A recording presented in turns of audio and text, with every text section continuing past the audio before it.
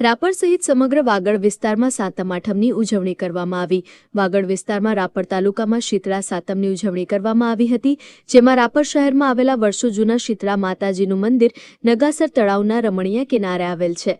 સાતમ નિમિત્તે મંદિર પાસે ભાતીગળ લોકમેળો યોજાયો હતો। મેળો માણવા માટે ગામઠી પહેરવેશમાં મહિલાઓ જોવા મળતી હતી। મેળામાં રાસ ગરબાનું આયોજન કરવામાં આવ્યું હતું, તો આઠમ નિમિત્તે આંટવાડા તળાવ ખાતે મેળો ભરાયો હતો। મેળામાં શહેરીજનો તથા આસપાસના ગ્રામ્ય વિસ્તારોમાંથી લોકો ઉમટ્યા હતા। મેળા દરમિયાન રાપર નગરપાલિકાના પ્રમુખ ચાંદભાઈ ભિંડે, માજી નગરપાલિકા પ્રમુખ હઠુભા સોઢા, મેહુલભાઈ જોશી, હકુમતસિંહ સોઢા, મહેશ સુથાર, મધુબા વાઘેલા, મહેન્દ્રસિંહ વાઘેલા, મુકેશસિંહ રાઠોડ, વિક્રમ દેસાઈ, સામજી આહિર, નરેશ ઠાકોર, તેજાભાઈ રબારી, રંજનબેન મુલિયાણા, જાગૃતિ ગામોટ, ઉર્વશી સોલંકી, સુરેશભાઈ સોલંકી, વાસુદેવ જોશી, મુરારદાન ગઢવી, કાંતિભાઈ પટેલ, મનસુખભાઈ ઠક્કર વગેરે ઉપસ્થિત રહ્યા હતા। બંને મેળામાં રાપર પીઆઈ જેબી બુબડિયા તથા પોલીસ સ્ટાફ બંદોબસ્ત ગોઠવવામાં આવ્યો હતો।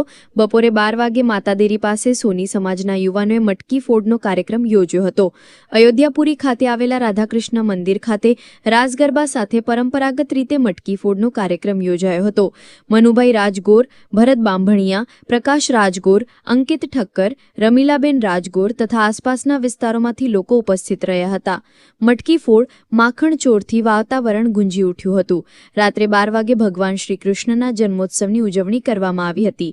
આમ વાગડ વિસ્તારમાં સાતમ આઠમની પરંપરાગત રીતે ઉજવણી કરવામાં આવી હતી।